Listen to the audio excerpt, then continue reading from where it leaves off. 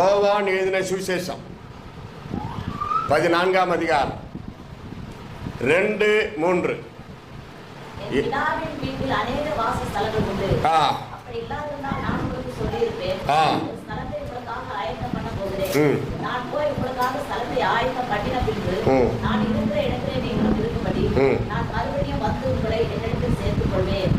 சொல்லுமா?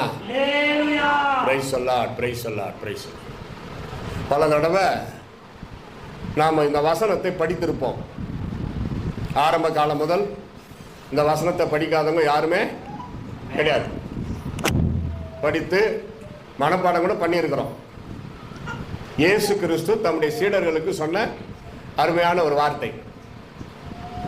அதுக்கு முன்னாடி பார்த்தீங்கன்னா, உங்கள் இருதயம் கலங்காது இருப்பதாக விசுவாசமாயிருங்கள், தேவனிடத்தில் விசுவாசமாயிருங்கள், என்னிடத்திலும் விசுவாசமாயிருங்கள் அப்படி சொல்லிட்டு தான் இந்த வார்த்தை ஆரம்பிக்கிறார். ஒரு நிரந்தர மகிழ்ச்சி, ஆறுதல், சந்தோஷம், சமாதானம் நாம் இந்த உலகத்தில் அனுபவிக்கிறது அத்தனையும் நேலாட்டமாய் நம்ம இயேசு ரட்சித்த அந்த நாள் முதல் அதை அனுபவிக்கிறோம். நித்திய மோட்ச பேரின்பம் என்று நமக்கு இருக்கிறது. பசங்க கவனி, நான் பேசுறது புரியுதா? புரியுற அளவுக்கு தான் நான் இருக்குது. இங்க திரும்ப படிக்கிற பசங்க இப்படி திரும்ப, அவன் கொஞ்சம் இடக்கு பண்ணாத பார்த்துக்குங்க. இங்க பாரு, இங்க பாரு, எல்லாரும் இங்க பாரு, இங்க பாரு. யாரும் அங்கே ஒருத்தர் கையை பிடிச்சின்னு ஒருத்தர் கிள்ளிக்கின்னு நொல்லிக்கின்னு இருக்கக்கூடாது. எல்லாம் படிக்கிற பசங்க நல்லா நான் பேசுறது புரியும். சின்ன குழந்தைங்களுக்கு தான் புரியாது, அவங்க அழுவாங்க. நீங்கள் நல்லா படிக்கிறீங்க, கேட்கணும். இப்போத்துலேருந்தே ஆலயத்தில் பயபக்தியாக ஒழுங்காக இருக்கணும். உங்களை மாதிரி சின்ன வயசில் நான் இருக்கிறப்போ ஒன்றும் இடக்க பண்ண மாட்டேன். ரொம்ப பயபக்தியாக ஆராதனை முடிஞ்சு அந்த இடத்த சர்ச்சை விட்டு போகிற வரைக்கும் அவ்வளோ பயபக்தியாக இருப்பேன். ஃபஸ்ட்டு ரேங்க்கு ஆலயத்தில் நான் தான் வந்து உபதேசாரியாக எழுப்புவேன். ஐயா ஸ்தோத்திர ஐயா, நான் பவுல் வந்திருக்கிறேன்னு. நைனா வந்துட்டியா? அந்த சாவி ஓ, சர்ச்சை நல்லா பெருகிட்டு பாயெல்லாம் போட்டு ஃபஸ்ட்டு பெல்லு அடிச்சிரு, உக்காந்துரு.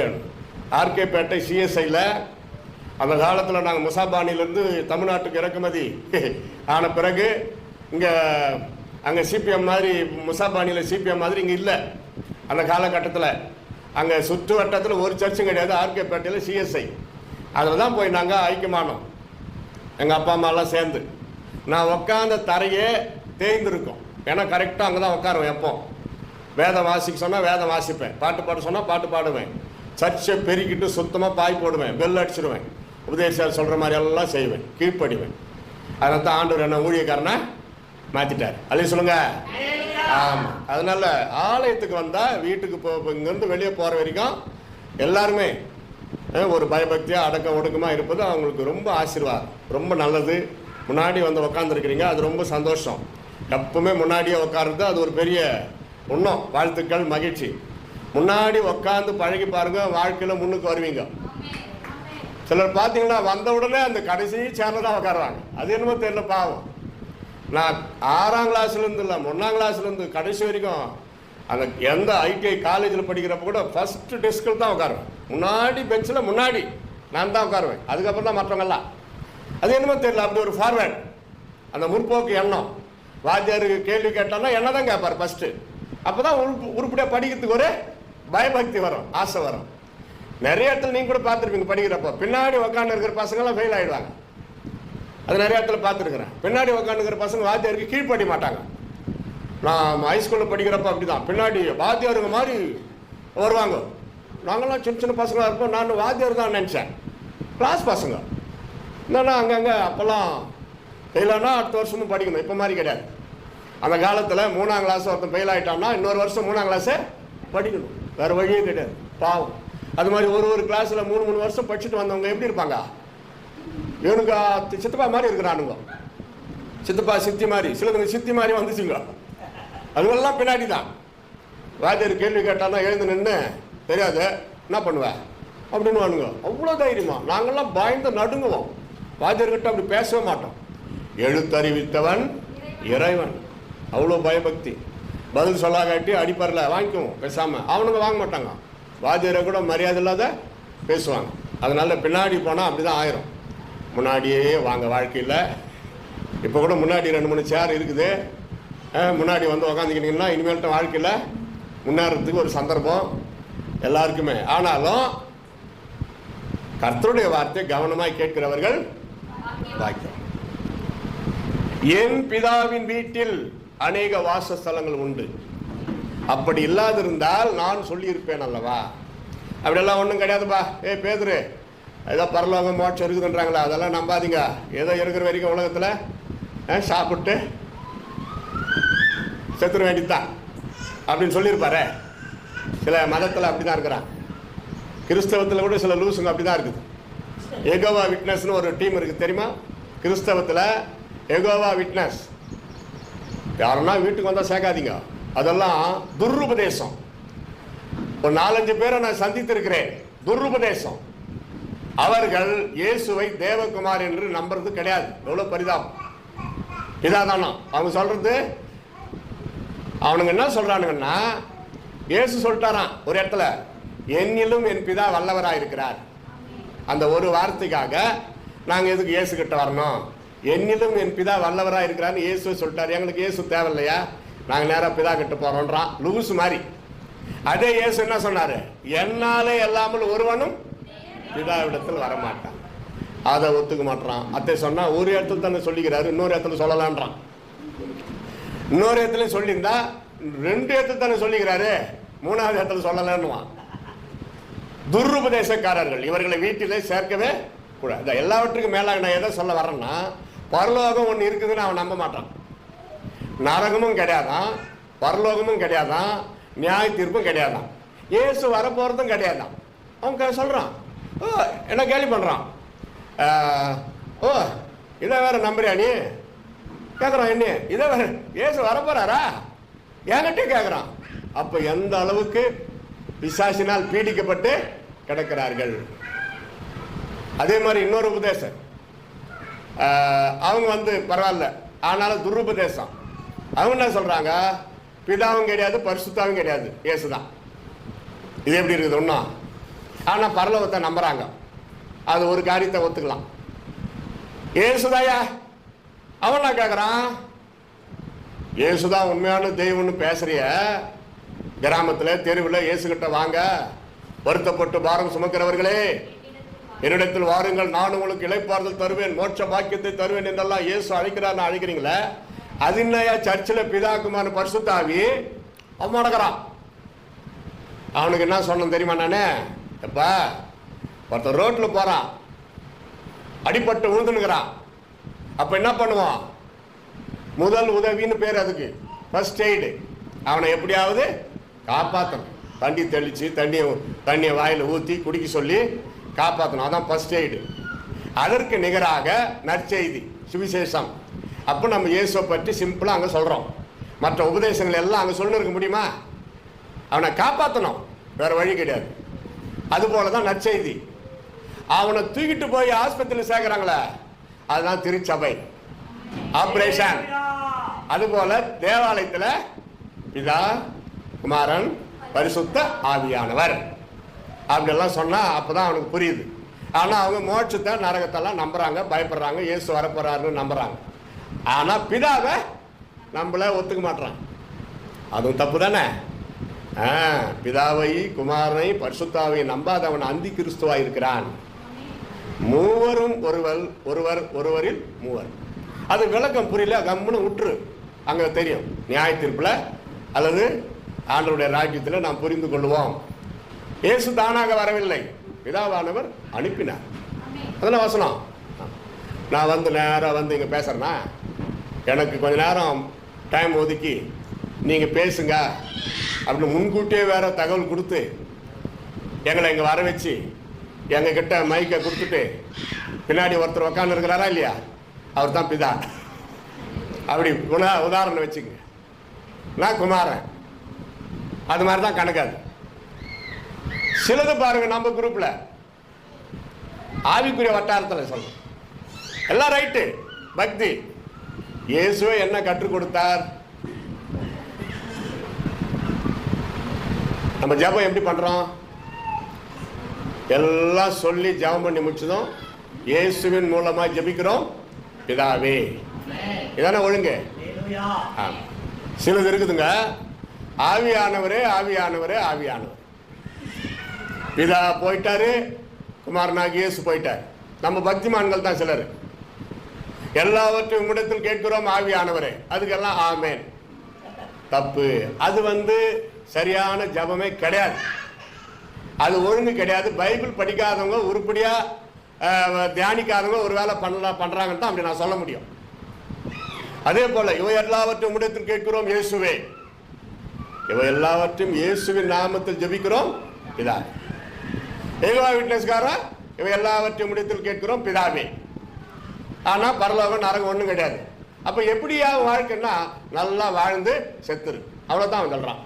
ஆடு மாடு நாய் பன்னி மாதிரி அவன் உபதேசம் அதுதான். ஆத்மாவை பற்றி அவனுக்கு கவலையே கிடையாது.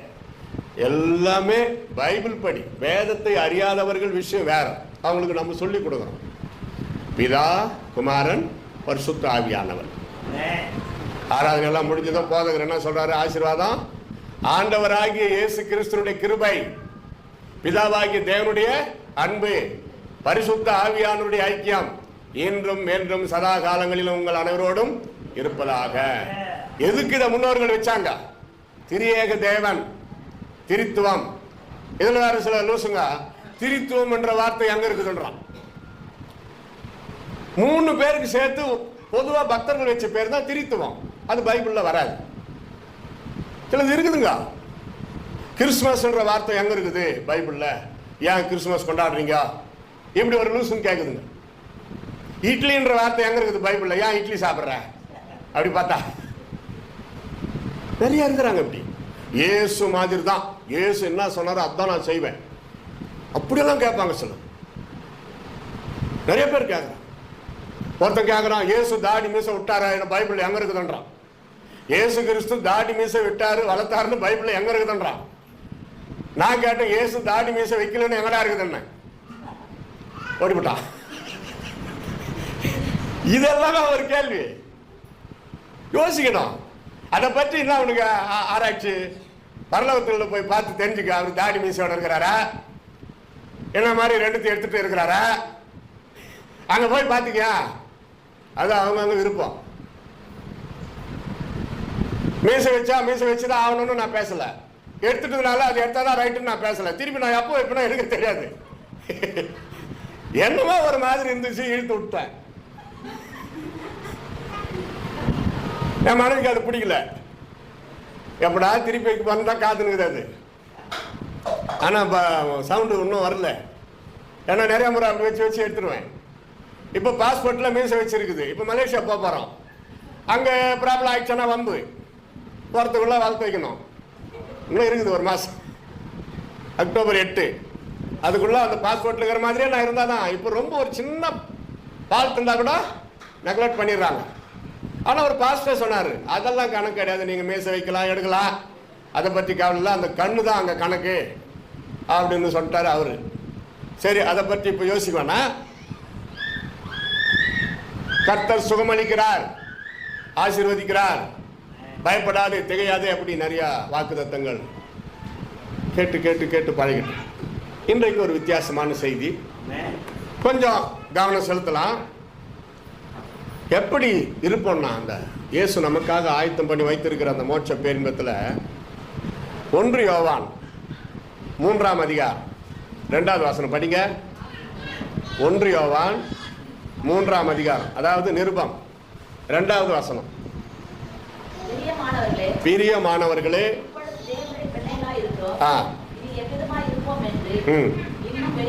இன்னும் வெளிப்படவில்லை.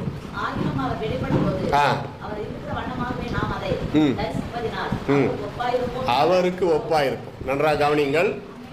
அந்த மோட்ச பேரின்பத்தில் நாம் எப்படி இருப்போம்? கொஞ்சம் கொஞ்சமாக அப்படியே போகலாம், உங்களுக்கு ஒரு தெளிவு வரும். பரலோக ராட்சி எப்படி இருக்குன்னு பேசினா சாயங்காலம் விடியற்காலமாகி 8வது நாள் கூட ஆயிரும். அது கடக்க முடியாத கடல். எப்படி பரிசுத்த வேதாகமம் கடக்க முடியாத கடல். திருப்பி திருப்பி திருப்பி எத்தனை முறை படித்தாலும் அது புது புதுசாக கருத்துக்கள் வந்து கொண்டே இருக்கும். எத்தனை முறை நீங்கள் பைபிள் படித்தாலும் இப்போ திருப்பி படிக்கிறப்போ புதுசாக இருக்கும். அதுதான் பைபிள், கடக்க முடியாத கடல். நேற்று ஒருத்தர் சொல்றாரு, ஒரு பிரதர், 60வது முறை நான் படிக்கிறேன், இப்போ பைபிளை நான் 60வது முறை படிக்கிறேன் பிரதர், ஆனா புதுசா தான் இருக்குதுன்றாரு. யாருமே வச்சிருக்க மாட்டோம் பேரு, அவங்க பையனுக்கு வச்சிருக்கிறாரு. தாவீது கூட பாட்டு பாடுற ஒருத்தன், அந்த பேர் கூட மறந்து போயிடுச்சு,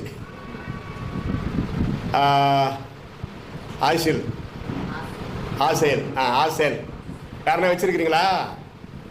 1 வருது அந்த பேர். அந்த அந்த அதிகாரத்தை படிச்சுன்னா அந்த வசனத்தை படிக்கிறப்போ கரெக்டாக அவன் அந்த பையன் பிறந்திருக்கிறான், தகவல் வருது பையன் பிறந்தான்ட்டு. கரெக்டாக அந்த பேரை வச்சுட்டாங்க. அந்த பையன் நேற்று பார்த்தாங்களே பாருங்க, அப்படி எவ்வளோ நுணுக்கமாக வச்சிருக்கிறார் பாருங்க. தாவீதுடைய பாடகர் குழுவில் அழகா பாட்டு பாடுற ஒரு 5-10 பேர்ல ஆசேல், இங்கிலீஷ்ல ஏசில், அந்த பேரை வச்சிருக்கிறாங்க. எவ்வளவு சந்தோஷம், அல்லேலூயா சொல்லுங்க. அது கடக்க முடியாத கடல். அதே போலதான் இயேசு கிறிஸ்து உபதேசம். நாங்க ஊழியக்காரா இருக்கிறதுனால ஒரு 10 வருஷத்துக்கு முன்னாடி ஒரு வசனத்தை வச்சு ஒரு செய்தி தியானம் பண்ணி அதை பிரசங்கமாக்கி பல இடத்துல பேசியிருப்பேன். அதே வசனத்தை இப்ப படிக்கிறப்ப அதே வசனத்துல வேற ஒரு பிரசங்கம் ரெடி பண்ண சொல்லுவார் ஆண்டவர். இது இந்த இந்த இந்த வசனத்தின் பேர்ல ஒரு புது செய்தி ஒன்று தயாரிச்சு மக்களுக்கு சொல்லு, பேசு, பக்தி விருத்தை உண்டாக்குன்னு. அதனால அவர் இருக்கிற வண்ணமாக அங்கே குறை இருக்காது. இங்க இருக்கிற குறைகள் அங்கே இருக்காது. பரலோக ராஜ்யத்தில் இங்க இருக்கிற பலவீனங்கள் அங்கே இருக்காது. There is no sickness in heaven. There is no headache, stomach pain, deaf and dumb, up and down, is it dysentery, fever, no anything. You are very healthy, very beautiful in heaven. இயேசு சொல்றாரு பாருங்க. அப்படி போலாம் பார்க்கிறப்போ நாம் எப்படி இருப்போம்? குறையில்லாதவர்களாய். எல்லாம் சொல்லுங்க. ஆமா, அங்க எந்த குறை, நம்ம கண்ணு, மூக்கு, பல்லு, வாயு, உதறு, தலைமுடி, ஹேர் ஸ்டைல் எல்லாம் ஒரு குறையும் காண முடியாது. அவ்வளவு அழகா இருக்கும். இயேசு எப்படி அழகா இருக்கிறார்? இயேசுவை போல் அழகுள்ளவர் யாரும் இல்லை இந்த பூமியில். உம் அழகான கண்கள் என்னை கண்டதாலே பாட்டு எவ்வளவு. அதே போலதான் நம்மளும் இருப்போம். ஒரு குறையும் இருக்காது. ஒருவரை ஒருவர் பார்த்தாங்க, பாராட்டும். இங்கதான் ஸ்தோத்திரம் சொன்னா அந்த பக்கம் போயிடுறாங்க. ஸ்தோத்திரம் சொல்றதுல என்ன, உங்களுக்குள்ள 1000 பக்கம் இருக்கட்டும், ஸ்தோத்திரம் சொல்லிட்டு போயிடுற. அப்படி கூட பேச முடியலன்னா ஸ்தோத்திரம், பிரைஸ் தி லார்ட் சிஸ்டர், அமைதியா இருப்பாங்க. 10 முறை சொல்லி பார்த்தோம் நாங்க, அதுக்கப்புறம் சொல்றதே இல்லை. அவங்களா பார்த்துனே இருப்பாங்க, எதிர்பார்ப்பாங்க. சொல்லுமா, நான் ஏன் சொல்றேன், பண்டிகைகளுக்கு முன்னாடி முத்துக்களை போடாது. 10 முறை நீ முத்து போட்ட, இனி போடாது. அதுங்களா மனசு மாறி சொன்னா பதிலுக்கு சொல்லுன்ட்டார். அது போல உலகத்துலதான் அந்த கோபம், பொறாமை, எரிச்சல், பகை. பரலோகத்துல அதெல்லாம் வராது. ஏன்னா அப்படியேப்பட்டவங்க அங்க வரவும் முடியாது. சண்டை போடுகிறவர்கள், கலாட்டா பண்ணுகிறவர்கள், கெட்ட காரியம், கெட்ட வார்த்தை, பகை, வருஷ கணக்கில் பேச மாட்டாங்க. அவங்களுக்கு நினைப்பு பரலோகம் போயிருவோன்ட்டு. தப்பு. உன் கண்ணு முன்னாடி இருக்கிற உன் சகோதரனிடத்தில் அன்பு கூறாமல் காணாத தேவனிடத்தில் அன்பு கூற முடியாது. வேலூர்ல இருந்து ஆர்கேபேட்டை போற வழியில ஒரு ஊர்ல ஒரு குடும்ப ஜபம், வேறு ஊரு சொல்ல மாட்டேன், நீங்க போய் சொல்லிட்டீங்கன்னா. குடும்ப ஜபம் எல்லாம் முடிச்சுதான், சிஸ்டர் உங்க கணவரை கூப்பிடுங்க, ஒரு ஜபம் பண்ணிட்டு போறான்னு. அது வராது அந்த அம்மா, அது வராது பிரதர், நீங்க ஜெபம் பண்ணிட்டு போங்கன்னாங்க. எது அது? அங்க வீட்டுக்காரருக்கு வச்சுக்கிற பேரு அது. ஆடு மாடு மாதிரி. அப்படியா? என்னம்மா காரணம்னு. நாங்க பேசுறது இல்லை, கணவன் மனைவி பேசுறது இல்லை. அந்த அம்மா அவ்வளவு ஸ்டைலா சொல்லுது, நாங்க பேசுறது இல்லை. நான் கேட்டேன் எவ்வளவு நேரம்னு. நம்ம நேரம் கணக்கு தான், நிமிஷம் கணக்கு தானே. எவ்வளவு நேரம்னு கேட்டேன். அது சொல்லுது 4 வருஷம். சொல்லுங்க எல்லாரும். ஐயோ 4 வருஷமா? ஐயோ 4 வருஷமா சொல்லுங்க. அப்படி 4 வருஷம் நாங்க பேசுறது இல்லை. 4 வருஷமா பேசாம 4 சவுருக்குள்ள கணவன் மணியாக வாழ்ந்து கொண்டு இருக்கிறார்கள். எவ்வளவு வேதனை. Shame but not puppy shame, original shame. எப்படிதான் அதுக்கு வாழ்க்கை நடத்துதுங்களோ இல்லை. உண்மையா நான் என் மனைவி இங்கே தான் இருக்கிறாங்க. கணவன் மனைவிக்குள்ள பிரச்சனை, கலாட்டா, ஒரு கொலைப்படி கேஸு, விரிசல் வரலன்னு நான் சொல்ல மாட்டேன். வரும், வரணும்னு நான் சொல்லலை. சில டைம்ல வரும். ஆனா அது கூட வரக்கூடாதுன்னு தான் நான் சொல்றேன். இப்போ எங்களுக்குள்ள வருதுன்றதுனால எல்லாருக்கும் வந்து ஆகணும்னு நான் சொல்லல. போக போக போக போக நம்ம வாழ்க்கை பரிசுத்தமாயினே இருக்கணும். வயசு ஆக ஆக ஆக ஆக ஆபிரகாம் சாரால் 2 பேரும், சாரால் அம்மாவுக்கு 90, ஆபிரகாமுக்கு 100, 2 பேரும் வாக்கிங் போறாங்க. எப்படி இருக்கு பாருங்க தம்பதியர். யோசிச்சு பாத்தீங்களா? ஒரு ராஜா கிட்னாப் பண்ணிட்டானே சாரால் அம்மாவை 90 வயசுல. 90 வயசுல ஒரு ராஜா கிட்னாப் பண்றான்னா அப்ப அந்த அம்மாவை அவர் எப்படி வச்சிருந்திருப்பாருன்னு பாருங்க. 90 வயசுல ஒரு ராஜா கிட்னாப் பண்ற அளவுக்கு அழகா தான் மனைவி அவரு அப்பவே பேர லவ்லி, பேத்தி லவ்லி எல்லாம் இருந்திருக்குது, வாங்கி கொடுத்துருக்கிறாரு. நீங்க நினைக்கிறீங்களா இப்பதான் வந்துச்சுன்னு? பேர லவ்லிய பத்தி சொல்றேன். பேர லவ்லி இல்ல அந்த காலத்துல. ஆனா வாசனை பொருட்கள், திரவியங்கள், ஃபேஷியல் எல்லாம் அப்பவே இருந்திருக்குது. பழைய ஏற்பாட்டு காலத்துல எல்லாமே இருந்திருக்கிறது. தான் மனைவிக்கு அதெல்லாம் வாங்கி கொடுத்து வயசு ஆகாத மாதிரி போட சொல்லிக்கிறார். போட்டு போட்டு அப்பு அப்பு டெய்லி. அவங்க இந்த சகோதரர்களே என் கண்ணுக்கு தெம்பல ஒரு 2 3 பேர் 3 பேர் மொத்தம் கல்யாணம் ஆனவங்க. அது தம்பி பின்னாடி கல்யாணம் ஆகாத ஒரு மாதிரி தான் தெரியுது. சரி விடுங்க. அப்படி குடும்ப வாழ்க்கை அதுக்காக சொல்றேன். குடும்ப வாழ்க்கை சந்தோஷமா இருக்கணும்ன்றதுக்காக ஒரே வாழ்க்கை. நான் எங்க போனாலும் சொல்லுவேன், ஒரே வாழ்க்கை சமாதானமா சந்தோஷமா வாழ்ந்து காட்டுங்க. 4-5 நிமிஷம் இல்லை 10 நிமிஷம் அவ்வளவுதான். அதுக்குள்ள போய் நான் எதனா பேசிடுவேன், அவ்வளவுதான். அவங்களும் ரெடியா இருப்பாங்க. அப்படியெல்லாம் மறைச்சிட்டு திட்டிப்புட்டு இப்போ வந்து பேசுறீங்களான்னு. ஏன்னா அது திருப்பி தள்ளி ரொம்ப தூரம் போயிடும். அதாவது ரெனிவல் பண்ணுறதுக்கு லேட் ஆகும். ரெனிவல் உடனே பண்ணிடணும். எப்போ எக்ஸ்பைரி ஆக போதோ, ஆமாம், பாஸ்போர்ட் எக்ஸ்பைரி ஆகிறதுக்குள்ள பண்ணிட்டா பிரச்சனையே இல்லை. எக்ஸ்பைரி ஆகிட்ட பிறகு புதுசாக வந்து பெரிய பிரச்சனை. எக்ஸ்பைரி ஆகிட்ட பிறகு என் மனைவிக்கு எடுத்தேன். இப்போ ரொம்ப கஷ்டப்பட்டோம், ஆனால் வந்துடுச்சு. அதுக்கப்புறம் தான் போய் வந்துன்னு இப்போ எக்ஸ்பைரி ஆகிறதுக்கு 2 மாதம் முன்னாடியே அப்ளை பண்ணிட்டா ஒரு தொந்தரவும் இருக்கிற பழைய பாஸ்போர்ட்டில் இருக்கிற அதே மெத்தடில் நீங்கள் புதுசாக எடுத்துடலாம். எக்ஸ்பைரி ஆயிடுச்சு, டிசி கொண்டாடுவான். வயசான பிறகு டிசி தேடணும். போய் படிச்சப்போ ஹைஸ்கூல் படிச்சப்போ அவங்க கொடுத்தாங்களா அந்த டிசி கேட்குறாங்க பாஸ்போர்ட் ஆஃபீஸில். அது ஒன்று இருந்தால் போதும், மீதி தான் மற்றதெல்லாம் ஆதாரு மற்றதெல்லாம். அதுபோல ரெனிவல், ஒவ்வொரு நாளும் ரெனிவல். குடும்ப ஜபம், தனி ஜபம், அன்பு, ஐக்கியம். குறைகள் தவறு நேரிட்டா சாரிம்மா, நான் உன்னை மேலே கோவப்பட்டுட்டேன், தாராளமா வாய் திறந்து கேட்டுடலாம். தனியாக தானே மன்னிப்பு கேட்க போறீங்க. மனைவிக்கு யாரும் இல்லாதப்பா மனைவி காலில் கூட விழுந்துடலாம், யாரும் பார்க்க போறதில்லை. கரெக்டுங்களா? கர்த்தர் பார்க்குறாரு, அவர் இன்னும் உங்களை உயர்த்துவார், ஆசீர்வதிப்பார். புருஷர்களுக்கு போய் சொல்லுங்க, இப்படி எல்லாம் பேசினாரு ஐயா. சரிம்மா ஐயா, நம்மளுக்கு தான் ஐயா. சரிம்மா, எது சொன்னாலும் மனைவி எது சொன்னாலும் சரிம்மா. அடுத்தது சாரிம்மா. அதுக்கு மொத்தம் இல்லையா? ஜவுளி கடைக்கு கூட்டின்னு போய் 2 சாரிம்மா. அதுவும் மொத்தம் இல்லையா? ஹோட்டலுக்கு கூட்டின்னு போய் 4 பூரிமா. அத்தையும் துருப்பிட்டு பார்த்தலையா? இன்னொரு 2 பூரிமா. வாழ்க்கையில ஒரு பெரிய திருப்தி. சின்ன சின்ன காரியம் தானே, சின்ன சின்ன காரியம் தானே பெரிய காரியம். இப்போ இவனுக்கு என்ன வேணும்? இந்த பர்த்தனுங்கிறானா, என்ன பர்த்தனை பார்க்குறானே, அவனுக்கு இப்போ என்ன வேணும்? ஒரு ஏக்கர் நிலம் என் பேரில் எழுதி கொடுக்கணும். அவன் கேட்கறதுக்கு தெரிய போதா? அவன் மைண்டுக்கு அதை பற்றி தெரியாது. கிரிக்கெட் பாலு இல்லை ஃபுட்பாலு, அப்புறம்டா சாப்பிட்ற பொருள் சாக்லேட்டு, ஐஸ்கிரீமு, வேற என்ன அவனுக்கு கேட்க தெரியும்? ட்ரெஸ் கூட அவனால கேட்க தெரியாது, நம்ம தான் எடுத்து கொடுக்கணும்.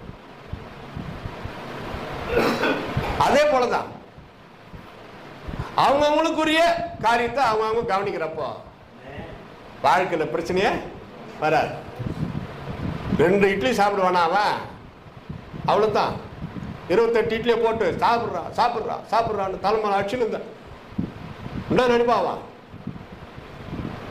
வாங்கி ஓடுருவான். நான் ஏன் தான் அந்த வீட்டில் பிறந்தனோ தெரியலையே இல்லையா? அதே போலதான் எல்லாமே. நம்ம எத்தனை வருஷம் ஆச்சு? இயேசு கிட்ட வந்து எத்தனை வருஷம் ஆச்சு? ரட்சிக்கப்பட்டு எத்தனை வருஷம்? ஞானஸ்தானம் எடுத்து எத்தனை வருஷம்? சபைக்கு வந்து எத்தனை வருஷம்?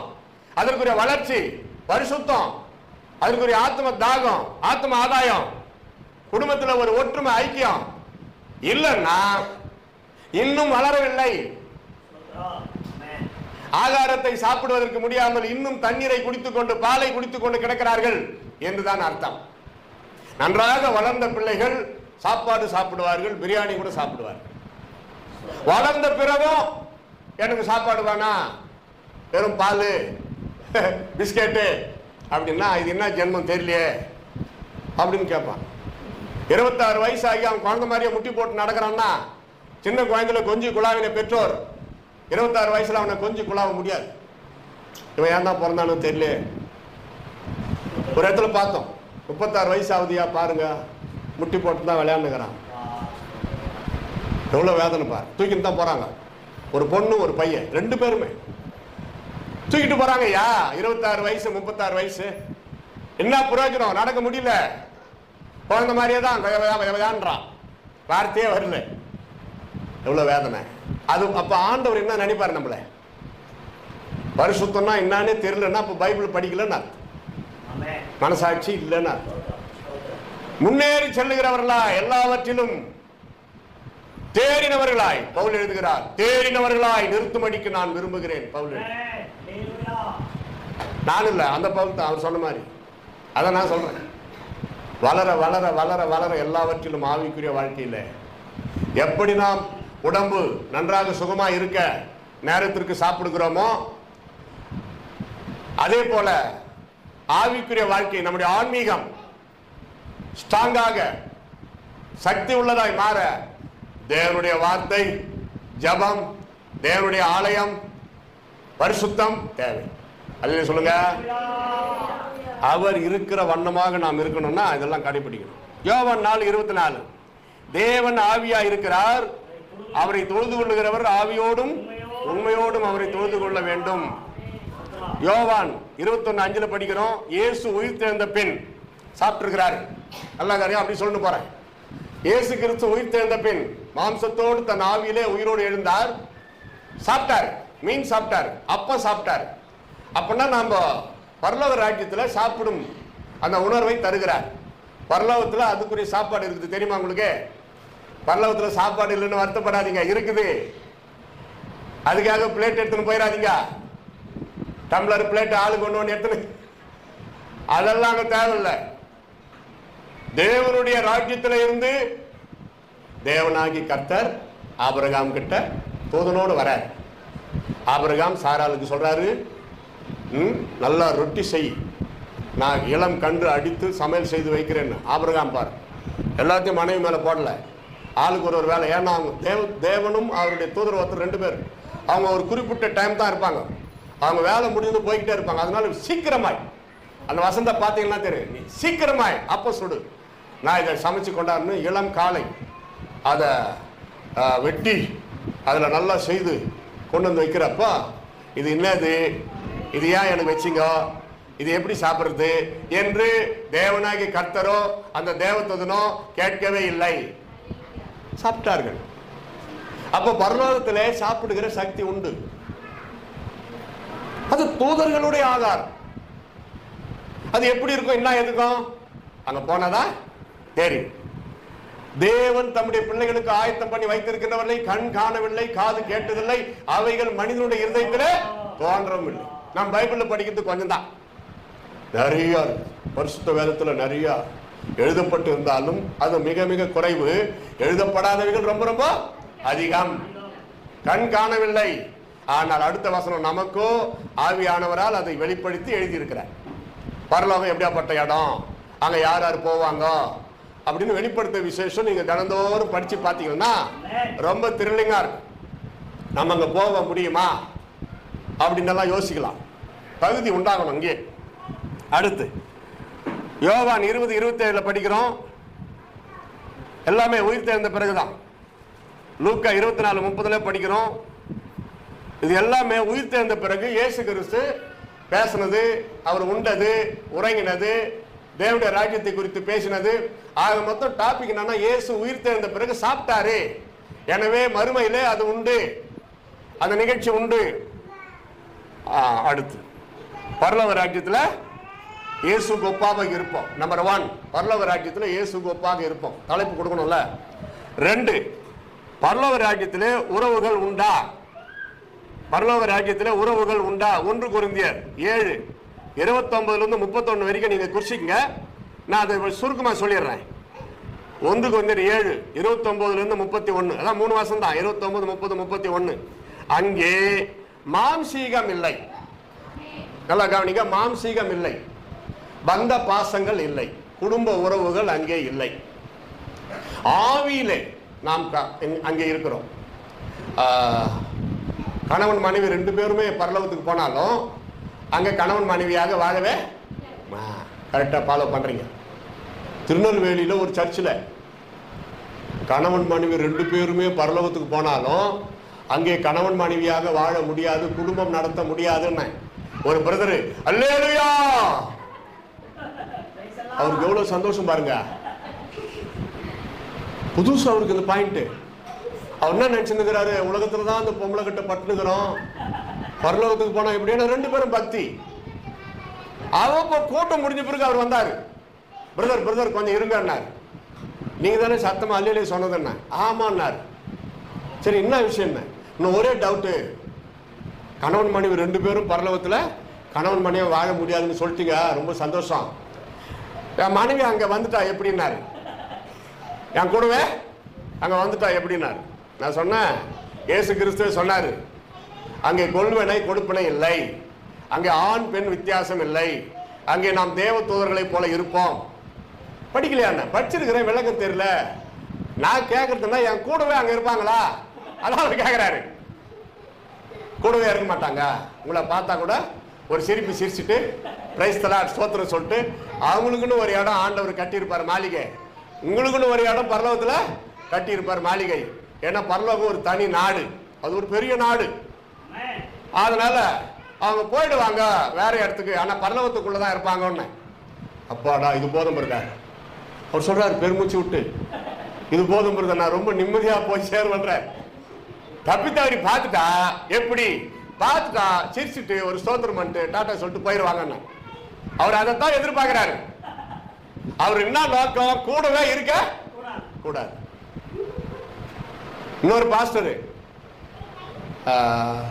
போன் பண்ணி, இதெல்லாம் உண்மை நிகழ்ச்சி, போன் பண்ணி பேசுறேன், எப்படி இருக்கிறீங்க பாஸ்டர், எல்லாம் நல்லா இருக்கிறேன். சரி பாஸ்டம்மா எங்க, அவங்க அம்மா வீட்டுக்கு போயிருக்கிறாங்கன்னாரு.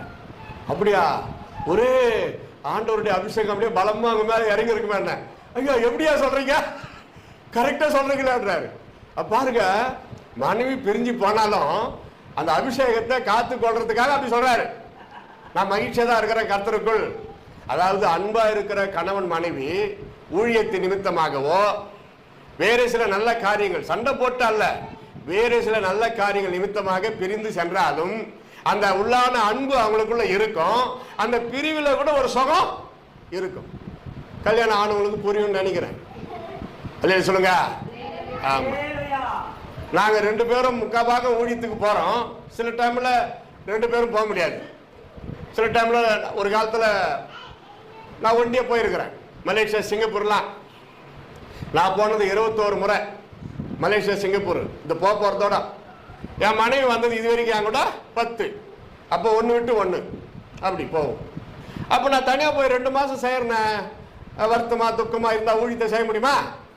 முடியாது. ஆனால் அந்த எண்ணம் ஒரு பிரிவு தெரியும். ஃபோன் பண்ணி பேசுகிறப்ப என்னங்க எப்படி இருக்கிறீங்க, சாப்பிட்டீங்களா, சாப்பிட்டீங்களான்னாவே அது ஒரு பெரிய திருப்தி ஆயிரும். சாப்பிட்டுமா, நீ சாப்பிட்டியா? ஏன்னா நான் அங்கேக்கு இங்கேக்கு 2.5 மணி நேரம் வித்தியாசம். உண்மை இருக்குது டைமு. அப்படின்றவாங்க இவங்க. ஏன்னா அங்கே 1 மணின்னா அங்கே 11 தான் வரும். இப்படி பேசுகிறப்போ ஒரு தனி ஒரு அதில் ஒரு சுகம் இருக்குது. அது ஆவியில் தான் நம்ம உணர முடியும். எத்தனையோ முறை எங்கள் கல்யாண நாள் பிரிஞ்சு தான் இருந்திருக்கிறோம் ஊழியத்தை நிமித்தம். எத்தனையோ முறை எங்கள் பர்த்டே பிரிஞ்சு தான் இருந்திருக்கிறோம். ஊழியத்தை விட்டுட்டு பர்த்டே கொண்டாந்து இருக்க முடியுமா? முடியாது. ஆனால் ஜபம் பண்ணிடுவோம். ஃபோனில் 5-10 நிமிஷம் ஒதுக்கி ஜபம் பண்ணுறப்போ ஆவியிலே, அதான் பவுல் எழுதுறாரு, மாம்சத்தில் நான் ஒருவனையும் அறியவில்லை, ஆவியிலே நாம் அறிகிறோம். அல்லேலூயா சொல்லுங்க. 1, அங்கே இயேசுவுக்கு ஒப்பாக இருப்போம். 2, அங்கே உறவுகள் மாம்சிகம் கிடையாது. 3, மத்தேயு 22:23-30 குறிச்சு வச்சுக்கங்க. இது ஒரு பெரிய நிகழ்ச்சியை சொல்றாங்க. பந்த பாசம் அங்கே இல்லை. ஒரு மனிதன் ஒரு பெண்ணை திருமணம் செய்து கொஞ்ச நாள்ல அவன் மரிக்கிறான். அதுக்கப்புறம் அவனுடைய சகோதரன் அந்த பெண்ணை, அப்படி ஒரு ரூல்ஸ் இருக்குது இல்லையா, திருமணம் செய்தான், அவனும் மரித்தான். அவனுடைய சகோதரன் தன்னுடைய அண்ணனுக்கு சந்தானம் உண்டாக்க வேண்டும் என்று திருமணம் செய்தான், ஆனால் அவனும் மரித்தான். இப்படி 7 பேர் அந்த ஒரே பெண்ணை திருமணம் செய்து மரித்தார்கள். நித்தியத்தில் இந்த பெண் அந்த 7 பேரில் யாருக்கு மனைவியா இருப்பாள்? இதான் கேள்வி. இயேசு கிறிஸ்து கிட்ட அவங்க கேட்கிறாங்க. அப்ப அவர் சொல்றாரு, நீங்கள் வேத வாக்கியங்களை அறியாதபடினால் தப்பான எண்ணம் கொள்ளுகிறீர்கள். வேத வாக்கியங்களை, தேவனுடைய ஆவியை, அங்கே நாம் தேவ தூதர்களை போல இருப்போம், கொள்வினை கொடுப்பினை பரலோகத்தில் கிடையாதுன்னு தெளிவா சொல்லிட்டார். இருந்து தெரிஞ்சுங்களா? எவ்வளவு சந்தோஷமான ஒரு இடம். எல்லாரும் அங்கே வந்தவர்கள் இயேசுவின் குடும்ப சொந்தக்காரர்கள். அங்க எல்லாரும் நம்ம ரொம்ப சொந்தமா நேசிப்போம். அங்க பிரிவினையே கிடையாது. எந்த ஏற்ற தாழ்வு, ஜாதி வெறி இல்லையா, படிப்பு பெருமை, பணப்பெருமை, வீட்டு பெருமை, இன்னும் சொல்லிக்கிட்டே போலாம், அழகு பெருமை, அறிவு பெருமை, ஒண்ணுமே இல்லாவிட்டாலும் வெறும் பெருமை. யாரை விட்டது பார்த்துக்கிறீங்களா? பெருமை யாரை விட்டப்பாடு.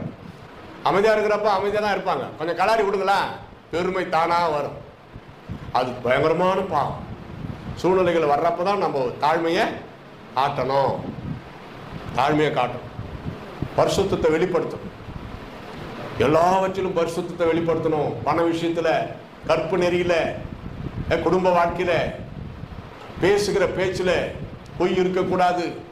கோபங்கள், மனஸ்தாபங்கள், கலகங்கள், யோசித்து பாருங்க. பரிசுத்தமான வாழ்க்கையை பற்றி ஆண்டவர் பேசுகிறார்.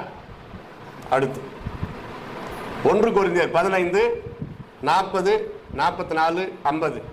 மாம்சமும் ரத்தமும் தேவனுடைய ராஜ்யத்தில் பிரவேசிக்காது. ஜென்ம சரீரம் நம்ம இருக்கிற இந்த சரீரம் வயது ஆகும், அழிஞ்சிரும், மண்ணுல அடக்கம் பண்றாங்க. ஆவிக்குரிய சரீரம் வயதாகாது, அழியாது. இப்ப சொல்லுங்க அல்லேலூயா. ஆமா, அங்க யாருமே கிழமை கழிவு மாதிரி இருக்க மாட்டாங்க பரலோகத்துல. அதுக்காக சந்தோஷப்படுங்க. ஆமா, அல்லேலூயா. ஆமா, அங்க எல்லாருமே வாலிபர்களை போல ரொம்ப புஷ்டியும் பசுமையுமாய் உலகத்திலே இருக்கிறப்ப அங்க இருக்க முடியாதா? முடியும். அடுத்து ஆணாசை, பெண்ணாசை, உலக ஆசை அதெல்லாம் அங்க வராது. தேவதூதர்களை போல இருக்கிறதுனால மாம்சீக இச்சைகள், அத்தை பொண்ணு, மாமா பையன், டூயட்டு, அதெல்லாம் அங்கே வராது. மாம்சீக இச்சைகள் அங்கே கிடையாது. அப்படியா பார்த்தவங்க அங்கே வரவும் முடியாது. உலகத்தில் தான் அதெல்லாம். சந்தேகங்கள் வருதா இல்லையா? சந்தேகப்படவும் கூடாது, சந்தேகப்படும்படி நம்முடைய வாழ்க்கை இருக்கவும் கூடாது. சிலர் வருவாங்க, என் மேல ரொம்ப சந்தேகப்படுறாரு ஐயா, இவரு சந்தேகப்படுற மாதிரி நீங்க ஏன் நடந்துக்கிறீங்க? இல்லை, சந்தேகம் தான் பாவம்னு நினைக்கிறோம். சந்தேகப்படுற மாதிரி நம்ம நடந்து கொண்டாலும் அது சந்தேகத்தை உண்டாக்குமானால் அவங்க மேலேயும் தப்புதான், நம்ம மேலேயும் தப்பு இருக்குது. அதாவது இடரர்கள் உண்டாக்குகிறவனுக்கும் நரகம், அது யாரால் வருகிறதோ அவனுக்கும் நரகம். ஐயோ, கோபப்படுவதும் பாவம், கோபப்படுத்துவதும் பாவம். வீண் புகழ்ச்சியை விரும்பாமலும் ஒருவரை ஒருவர் கோபம் மூட்டாமலும் இருங்கள். மூக்கை பிசைதல் ரத்தத்தை பிறப்பிக்கும், கோபத்தை கிண்டி விடுதல் சண்டையை பிறப்பிக்கும். அப்ப சண்டை வந்துட்டு பிறகு வருத்தப்பட்டு பிரயோஜனம் இல்லை. கொஞ்சம் ஏறிச்சா அதோட நம்ம அடங்கிடணும். சண்டையின் ஆரம்பம் மதகை திறந்து விடுகிறது போல் இருக்கும், சண்டையின் முடிவு மதகை மூடி விட்டது போல இருக்கும். அது எப்ப ஆரம்பிக்குதோ டப்புனு மூடு. மதகை திறக்கிறப்ப சல சல சல சலான்னு தண்ணி கொட்டும், டப்புனு மூடு, தண்ணி நின்னுடும். அது மாதிரி எப்படி ஆரம்பிச்சுச்சா அப்படி மதகை மூடு, அதை பெருசாக்காத. ஒரு வேலை வந்துட்டா வரக்கூடாது, ஒரு வேலை. அதான் பவுல் எழுதுறார் கலாத்தியர் 5ஆம் அதிகாரத்தில், மாமிசத்தின் இச்சைகள் வெளியரங்கமா இருக்கிறது. அதெல்லாம் பர்சனல் சொல்ல முடியாது, வெளியரங்கமா ஆயிரும். அந்தரங்கம் எல்லாம் வெளியரங்கம் ஆகும். நம்ம நினைக்கிறோம் அந்தரங்கம்னு, அது கண்டிப்பா முடியாது. இயேசு சொன்னார், அறியப்படாத ரகசியம் இல்லை, வெளியிலே வராத மறைபொருளும் இல்லை. ஆட்டோமேட்டிக்கா அதை கொண்டு வராரு பாருங்க. மாமிசத்தின் கிரியைகள் வெளியரங்கமா இருக்கின்றன. அவையாவன விபச்சாரம். விபச்சாரம் எங்கன்னா வெளியரங்கமா நடக்குமா? ஆனா வெளியரங்கம் ஆக்கிடுவாரு. வேசித்தனம், அசுத்தம், காம விகாரம், விக்கிரக ஆராதனை, பில்லி சுனியம், பகைகள், விரோதங்கள், வைராக்கியங்கள், கோபங்கள், சண்டைகள், பிரிவினைகள், மார்க்க பேதங்கள், பொறாமைகள், கொலைகள், வெறிகள், களியாட்டுகள் முதலானவைகளை. அடுத்துதான் முக்கியம், இப்படிப்பட்டவைகளை செய்கிறவர்கள் சொல்லுகிறேன். முன்னே சொல்லிட்டு வந்திருக்கிறாரு, அதுங்க கேட்காதனால கேள்விப்பட்டு இதை எழுதுறாரு கலாத்தியா சபைக்கு. எவ்வளோ வேதனையோடு அதை எழுதியிருப்பாரு பாருங்க. கர்த்தருடைய பிள்ளைகள், விசுவாசிகள் இப்படியெல்லாம் பாவத்தினால பீடிக்கப்பட்டிருக்கிறாங்கன்னு கேள்விப்பட்ட பிறகு, நான் ஏற்கனவே சொன்னேன் இதெல்லாம் பயங்கரமான பாவம், இதை செய்கிறவர்கள் பரலோகத்தில் பிரவேசிக்க முடியாதுன்னு. அப்படி ஏற்கனவே நான் சொன்னது போல அது வார்த்தை, இது எழுத்து. அடுத்த சந்ததி நம்ம படிக்கணும் பாருங்க. அதனால தான் நம்ம படிக்கிறோம். கலாத்தியா மக்களுக்கு சொல்லிட்டாரு வார்த்தைனால, அதே கலாத்தியா மக்களுக்கு எழுதின அந்த நிருபம் ஏன் பைபிள் வச்சாங்க? நம்மளும் படிக்கணும், படிச்சு திருத்தி கொள்ளணும். சிந்தனையில கூட நமக்கு அது வரக்கூடாது. அடுத்து பரலோக ராஜ்யத்தில் மத்தேயு 8:11, பரலோக ராஜ்யத்தில் அடையாளம் தெரியும் சொல்றாரு பாருங்க இயேசு. அநேகர் கிழக்கிலும் மேற்கிலும் இருந்து வந்து ஆபிரகாம், ஈசாக்கு, யாக்கோபு என்பவர்களோடு தேவனுடைய ராஜ்யத்தில் பந்தி இருப்பார்கள். அதே போல லூக்கா 16:19-31 பாருங்க. ஐஸ்வர்யவான் லாசரு அந்த நிகழ்ச்சியில தரித்திரன் பாதாளத்துக்கு போகாம பரதேசிக்கு போயிட்டான், ஐஸ்வர்யவான் பாதாளத்துக்கு போயிட்டான். அப்ப பாதாளத்தில் இருக்கிறவனுக்கு ஆபிரகாம் தெரியுது, மடியில லாசரு தெரியுது, அப்படி அடையாளம் எல்லாம் தெரியும். இப்ப யோசித்து பாருங்க, பரலோகத்துக்கு போனாக்கா இவங்க தான் உலகத்துல என் மனைவியா இருந்தவர்கள், அப்படி அடையாளம் தெரியும். அங்கேயும் குடும்பம் நடத்த முடியாது. அப்பதான் ஒரு த்ரில்லிங், பாஸ்டர் ஆசீர்வாதம் ஐயா அப்படின்னு தெரியும், அங்க அவங்க பொண்ணு அப்படின்னு தெரியும். எவ்வளவு சந்தோஷம். ஒண்ணுமே தெரியலன்னா போர் அடிக்காது. பரலோகத்துல போய் நம்ம எல்லாரும் ஒருத்தர் பாக்குறப்ப எப்படி இருக்கும்? அப்பா இயேசு கிறிஸ்து சமூகத்துல என்ன மகிழ்ச்சி, ஆர்ப்பரிப்பு. இன்னும் நிறைய இருக்குது, பட்டியல் நீளுகிறது. ஆமே நல்லிலே என்று சொல்லி ஆர்ப்பரிப்போம். அடையாளம் தெரியும். நம்ம சொந்த பந்தங்கள் எல்லாரும் பரலோகத்துக்கு வராங்களா? அடையாளம் தெரியும். வில்லியம் கேரி அடையாளம் தெரியும், யோவான் தெரியும், மோசே தெரியும். யாரும் அங்க அவர் தான் மோசே, இவர் தான் ஆபிரகாம், இவர் தான் யோசேப்பு, யாரும் சொல்லவே தேவையில்லை, பார்த்தாவே நமக்கு தெரியும். இப்போ இயேசு கிறிஸ்து நான் தான் இயேசுன்னு தன்னை ஒருத்தருக்கு அறிமுகப்படுத்தினா எத்தனை வருஷம் ஆகுறது? பரலோகத்துல கோடா கோடி பரிசுத்தவான்கள் மத்தியில் அவர் அங்க இருக்கிறாரு, பார்த்தாவே தெரியும் இதுதான் இயேசு. பார்த்து கொண்டே இருக்க தோன்றும். அல்லேலூயா சொல்லுங்க. அதனால தான் அப்படி டச் பண்ண போயிருந்தேங்கிறேன். ஆபிரகாமின் மடியில லாசர் இருக்கிறார். சங்கீதம் 116:15 பாருங்க, கர்த்தருடைய பரிசுத்தவான்களின் மரணம் அவர் பார்வைக்கு அருமையானது. காரணம் கர்த்தருக்குள் நித்திரை அடைந்தால் இந்த வசனத்தை தலைப்புல போடுவாங்க சில சாவு அந்த காடு. உண்மையாவே நல்ல ஒரு வார்த்தை. ஏன் இதை டச் பண்ணேன்னா, இப்படியெல்லாம் பரலோகத்தை பற்றி சொல்லிக்கிட்டே போறீங்க, இயேசு வர்ற வரைக்கும் நான் உயிரோட இருப்பேனான், மரித்தாலும் கவலை இல்லை, அவங்களுக்கு தான் ஃபர்ஸ்ட் ப்ரெஃபரன்ஸ்.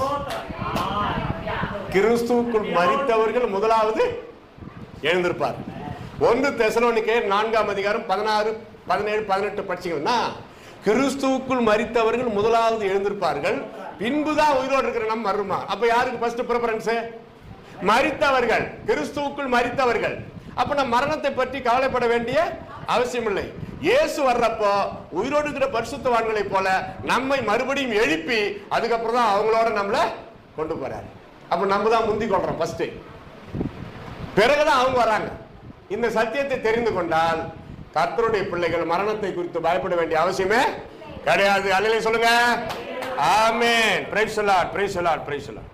2 கொரிந்தியர் 5:1 ஆவிக்குரிய கூடாரம் நிலைக்கும். அதாவது பூமிக்குரிய கூடாரம் அழியும், ஆவிக்குரிய கூடாரம் நிலைக்கும். அதனால்தான் பொன்னு வெள்ளி இப்படி விளையாடப்பட்ட முத்துக்களால் கட்டப்படுகிற ஆவிக்குரிய மாளிகை நெருப்பினால் சோதிக்கப்படும் பொழுது அது நெருப்புல பட்டு இன்னும் பிரகாசிக்கிறது போல பரிசுத்தவான்கள்.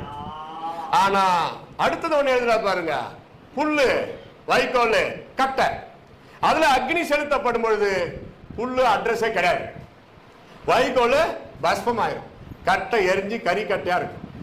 ஆனாலும் அக்னியிலிருந்து தப்பித்தது போல அவன் ரட்சிக்கப்படுவான். அதாவது அப்படியுமா இப்படியுமா இருக்கிறவங்க, பரிசுத்தத்துல 100% வராதவங்க, இவங்களெல்லாம் அக்னியிலிருந்து தப்பித்தது போல பரலோகத்துக்கு வருவாங்களாம். ரொம்ப கஷ்டம் அது. அவங்க என்ன சொல்லுவாங்களாம், அவங்களுக்கெல்லாம் கிடைச்ச ஆசீர்வாதம் எனக்கு கிடைக்கலையே. அப்ப ஏசப்பா சொல்லுவாரு, நீ பரலோகத்துக்கு வந்துட்டுல்ல, அதை குறித்து சந்தோஷப்படு. நரகத்துக்கு போகாம இங்க வந்துட்டுல்ல, அக்னியில இருந்து தப்பித்தது போல அது வரைக்கும் சந்தோஷப்படு. அவங்களுக்கு கிரீடங்கள், வெகுமதிகள், ஆசீர்வாதம், அருமையான பேலஸ்னா அதற்குரிய கிரியைகளை அவர்கள் உலகத்திலே செய்தார்கள். நீ ஒன்றுமே செய்யலையே, அதனால தான் இங்க வெறுமனே வந்து சேர்ந்துட்டேன் அப்படின்னாலும் ஆண்டவர் அவங்கள அன்பா பேசுவார். ஆனா நம்ம எங்க இருக்கணும், உயர்ந்த இடத்துல இருக்கிற அளவுக்கு நம்ம பிரயாசப்படும். ஃபைனல் 2 கொரிந்தியர் 5:8 நாம் தைரியமாகவே இருந்து இந்த தேகத்தை விட்டு குடிபோக ஆசைப்பட வேண்டும்.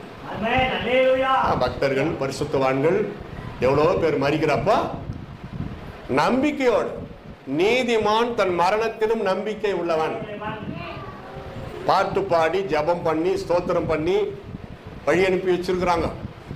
எவ்வளோ பேரை நாங்கள் கடைசியில் அவங்க மறிக்கிறதுக்கு முன்னாடி உயிர் ஊசலான்னு இருக்கோம், நாங்கள் போய் பாட்டு பாடி ஜபம் பண்ணி வேதம் வாசித்து தலைமையில கை வச்சு சமாதானமாக இவங்களை எடுத்துக்கொள்ள ஆண்டவரே இவங்க பட்ட பாடுகள் போதுமையான்னு ஜபம் பண்ண பிறகுதான் அங்கே பரலோகத்தில் போய் சேர்ந்துருக்கிறாங்க.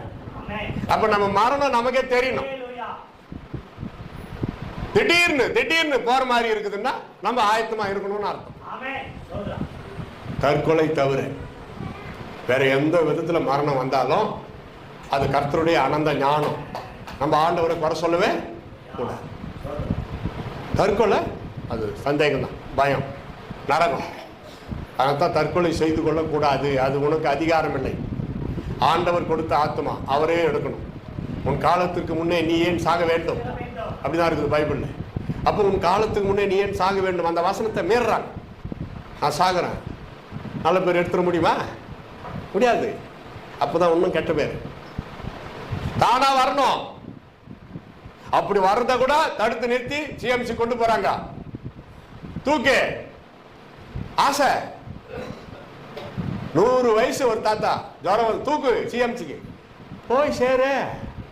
100 வயசு வாழ்ந்துட்டல, பென்ஷன் வருது. அதுக்காக என்ன அப்படி பார்லிமெண்ட்ல உன் ஃபைல் மூவ் ஆகாம இருக்கும் போது, அதனால அவரே சொல்லணும், தேவையில்ல சுத்தி நின்று ஜெபம் பண்ணுங்க என்ன அனுப்பிங்கன்னு சொல்லணும். அப்படிப்பட்ட இடம், அந்த இடம் உள்ள மாறணும். இப்போ ஆப்ரேஷன் பண்ணி 20 லட்சம் 50 லட்சம்ன்றாங்களே, முடியுமா நம்மளால? பணக்காருக்கு ரைட்டு.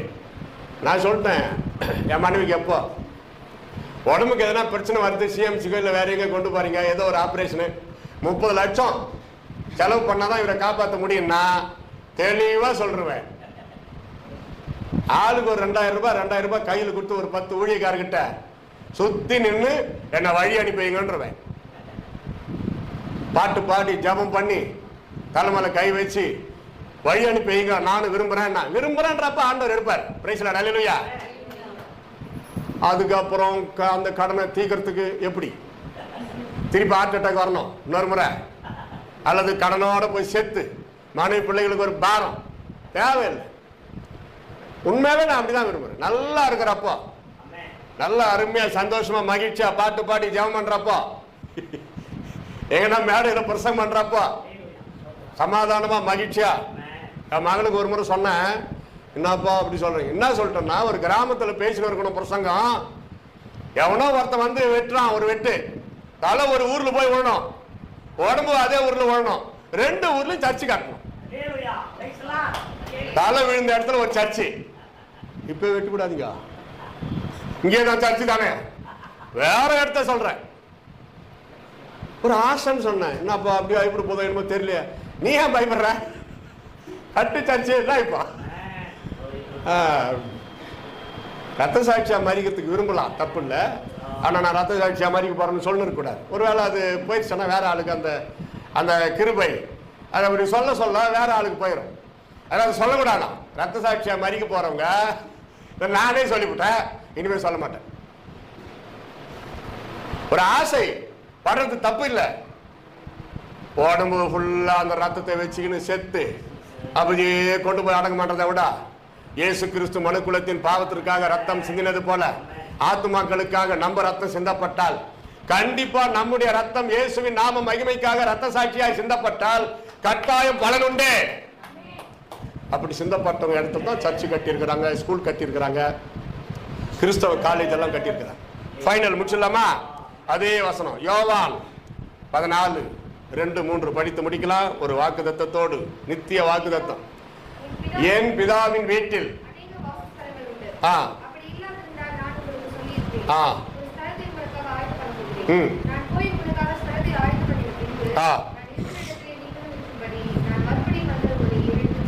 அல்லேலூயா.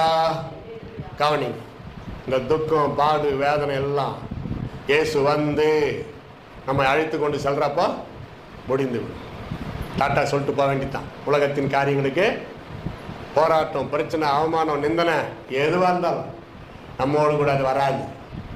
பணமும் வராது, எந்த பிரச்சனைகளும் வராது. அங்க போராட்டம், சத்துருக்கள் வர முடியாது. இங்க எத்தனை பேருக்கு பயந்து கொண்டு வாழறோம்? பரலோகத்தில் அப்படிப்பட்ட பயமே கிடையாது.